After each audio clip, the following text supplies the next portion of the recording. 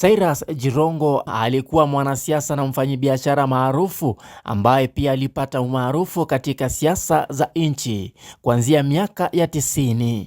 Kabla ya kuwa mbunge, alipata sifa ambazo hazikuwa za kupendeza, na hii ilikuwa ni kutokana na yeye kuwa mwanaharakati kijana wa kisiasa, na alisifika kwa tabia yake ya uwazi na mawazo huru. Jirongo alijiimarisha kama mfanyabiashara. Katika maisha yake yote alitambuliwa kama mtu asiye na uoga, mkarimu, aliyeleta umuhimu na msingi thabiti katika nyanja za kibiashara na kisiasa za Kenya. Pia alijulikana kwa ushawishi wake juu ya maisha. Labda nikuulize kama unamfahamu Cyrus Jirongo vizuri, na kwa hiyo hapa nimekuandalia wasifa wake na baadhi ya vitu ambavyo vinamhusu na maisha yake. Cyrus Jirongo alizaliwa Machi 21 mwaka wa 61. Alisomea shule ya upili ya Mangu kati ya mwaka 1978 na mwaka 1981. Alijulikana sana katika umri mdogo kwa ujuzi wake wa kuandaa kisiasa badala ya taaluma rasmi. Jirongo alipata umaarufu wa kitaifa mwaka 1992 kama kiongozi wa vijana wa KANU mwaka wa 92. Kikundi chenye nguvu cha kisiasa kilichoundwa kumuunga mkono Rais Daniel Arap Moi wakati wa uchaguzi wa kwanza wa vyama vingi nchini Kenya. Kikundi hiki kilikuwa na jukumu kubwa katika uhamasishaji na uchangishaji fedha na kumfanya Jirongo kuwa mmoja wa vijana mashuhuri wa kisiasa wa miaka ya mapema ya 90. Jirongo alifanya kazi na wanasiasa vijana wengine mashuhuri. Kundi la awali lilikuwa na Joel Kimkung, Fred Kiptanui, Joel Mwangale, Sami Kogo na Victor Kibenei. Viongozi hao watano walimteua Cyrus Jirongo kama mwenyekiti, Sam Nyamweya kama mweka hazina na Gerald Bomet kama makamu mwenyekiti. Muhimu zaidi, rais wa sasa wa Kenya William Ruto alikuwa sehemu ya kikundi hicho. Ruto na Jirongo baadaye walitofautiana.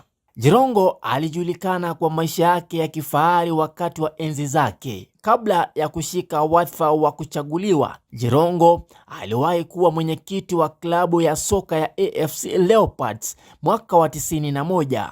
Jukumu hili lilimsaidia kuinua hadhi yake au personal profile ya umma zaidi ya siasa. Katika miaka ya 90, Jirongo alijihusisha na biashara kadhaa, haswa katika real estate na kilimo. Alidai hadharani kuwa bilionea katika umri mdogo.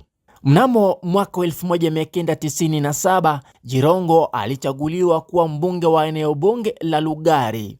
Mnamo mwaka 2002, Rais Daniel Toroitich alimteua kuwa waziri wa maendeleo ya vijijini katika utawala wa serikali ya mwisho ya KANU. Alipoteza kiti chake cha ubunge katika uchaguzi mkuu wa mwaka 2002, lakini akapata tena mwaka 2007 chini ya chama chake Kenya African Democratic Development Union. Kati ya mwaka 2008 na mwaka 2013 alikuwa mbunge pekee kutoka chama hicho. Mnamo mwaka 2013, Jirongo alionyesha nia ya kuwania urais, lakini hatimaye akawania kiti cha seneti ya Kakamega bila mafanikio. Alimuunga mkono Raila Odinga katika kinyang'anyiro cha urais. Mnamo mwaka 2017 aligombea urais chini ya United Democratic Party, lakini alipata sehemu ndogo sana ya kura ya kitaifa. Chama chake baadaye kilijiunga na muungano wa Azimio la Umoja kabla ya uchaguzi wa mwaka 2022, na baada ya uchaguzi alimpongeza Rais William Ruto hadharani. Kuanzia katikati ya miaka ya 2000 na kuendelea, Jirongo alikabiliwa na madeni yaliyoongezeka na yalisababishwa na mikopo ya benki na wakopeshaji wa kibinafsi. Mahakama kadhaa zilitoa uamuzi dhidi yake katika kesi za kurejesha mkopo. Mnamo mwaka 2017, Mahakama Kuu ilimtangaza kuwa mfilisi baada ya kushindwa kurejesha mikopo ya mamia ya mamilioni. mali zilizounganishwa na kampuni zinazohusiana naye ziliwekwa chini ya upokeaji au kupigwa mnada. Mahakama pia ilimwamuru kulipa kiasi kikubwa kwa watu binafsi. Alikuwa na wake wengi na familia kubwa.